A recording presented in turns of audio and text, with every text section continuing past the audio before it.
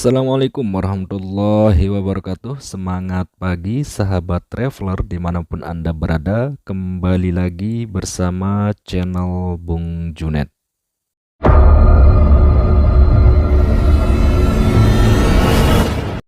Kesempatan kali ini kita akan membahas tentang tradisi peresian suku Sasak Lombok.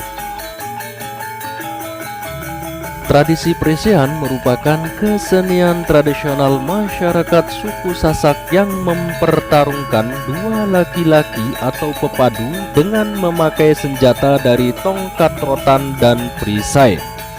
Kesenian ini merupakan tradisi lama dari suku Sasak yang ada di Pulau Lombok, Provinsi Nusa Tenggara Barat, yang saat ini masih ada hingga sekarang. Peresian ini dulunya merupakan ajang pertarungan untuk memilih kesatria tangguh di bumi Sasak dan luapan emosional para raja dan para prajurit di masa lampau.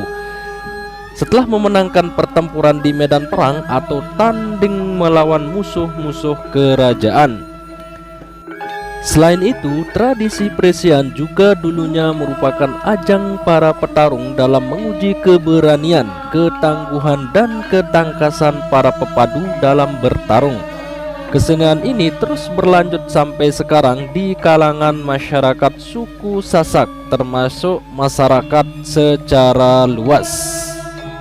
Tradisi peresian ini tidak diperuntukkan untuk perempuan karena yang terlibat dalam peperangan pada masa lampau adalah para laki-laki. Dalam pertarungan tersebut terdapat 2 orang petarung yang disebut dengan pepadu dan 3 orang wasit yang mengatur jalannya pertandingan. Salah satu wasit yang mengawasi jalannya pertandingan disebut dengan pakembar tengah, dan wasit yang memilih para pepadu disebut pakembar pinggir. Tradisi peresian biasanya dilakukan di tempat yang lapang seperti lapangan, dengan tujuan agar ruang gerak para petarung tidak sempit dan para penonton juga bisa menyaksikannya. Dalam tradisi peresian, setiap pepadu harus memiliki 3 sifat, yaitu wirase, wirame, dan wirage. Wirase merupakan cara pepadu dalam menggunakan perasaannya, hatinya ketika akan bermain peresian. Sedangkan wirame adalah suatu bentuk gerakan seperti menari yang dilakukan oleh pepadu agar mampu menghindari rasa tegang dan menjadi cara untuk mempengaruhi lawan. Dan wirage adalah kondisi raga atau fisik yang kuat agar mampu menghadapi lawan. Selain itu juga harus memperhatikan awik-awik atau aturan yang berlaku dalam kegiatan tradisi peresian. Tradisi peresian dilakukan dalam 5 ronde dengan durasi 3 menit setiap rondenya. Sebelum pertandingan dimulai, pepadu akan diberikan instruksi dan doa agar pertandingan berjalan lancar. Setelah itu, wasit atau pakembar akan memukul ende dengan rotan sebagai tanda pertarungan dimulai. Sebelum pertarungan dimulai, para pepadu harus paham aturan-aturan dalam tradisi peresian.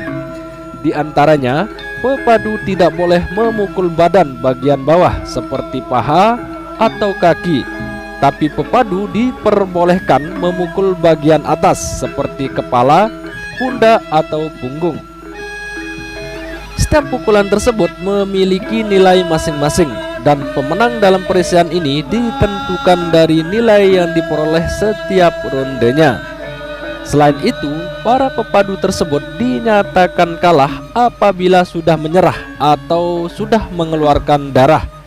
Jika dalam pelaksanaan pertarungan ada pepadu mengalami luka atau berdarah, tim medis akan mengobatinya dengan obat sejenis minyak khusus agar tidak menimbulkan rasa perih. Aturan yang lainnya, ketika penjali atau rotan yang dipegang oleh pepadu terjatuh sampai 3 kali, maka dinyatakan kalah. Setelah bertarung, para pepadu kemudian bersalaman dan berpelukan sebagai tanda damai dan tidak ada dendam di antara petarung.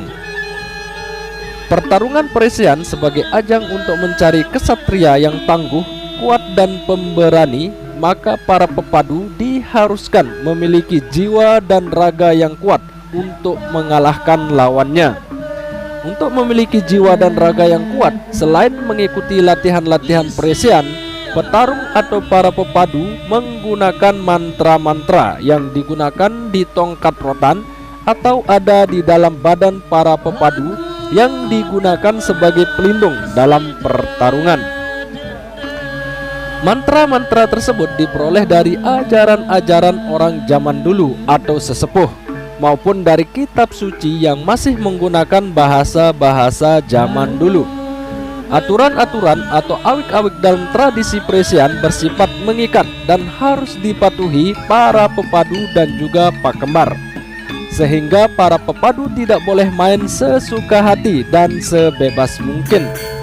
Sanksi yang didapatkan apabila terjadi pelanggaran aturan yang terdapat dalam awik-awik tersebut adalah diberikan peringatan agar memperhatikan teknik serta aturan dalam pertarungan Presian, serta sanksi yang paling tegas adalah dikeluarkan dari lapangan pertarungan atau didiskualifikasi sebagai bentuk tindakan tegas agar sang petarung atau serta bisa memiliki apa yang menjadi kesalahan dan kekeliruannya. Selain ada awik-awik, pakaian yang digunakan dalam melakukan pertarungan Presian juga ada aturannya.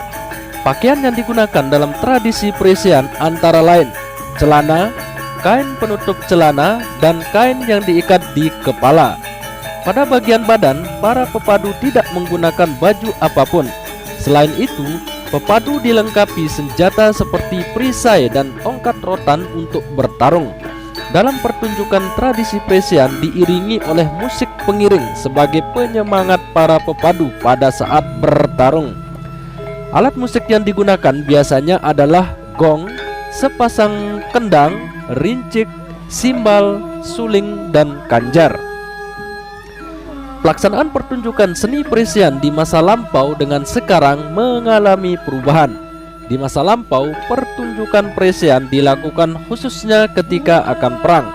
Ketika Presian dilakukan untuk memilih para pepadu yang kuat dan tangguh di medan pertempuran.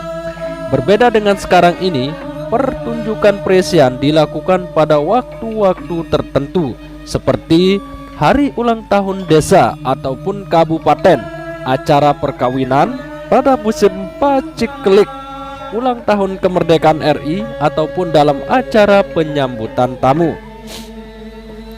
Tradisi Presian merupakan salah satu wujud dari budaya masyarakat Sasak Lombok yang menjadi salah satu warisan budaya bangsa. Eksistensi tradisi Presian perlu dipertahankan agar tetap lestari dan tidak punah. Untuk menjaga eksistensi tradisi Presian, maka dibutuhkan aktor atau penggerak untuk melestarikan budaya tersebut.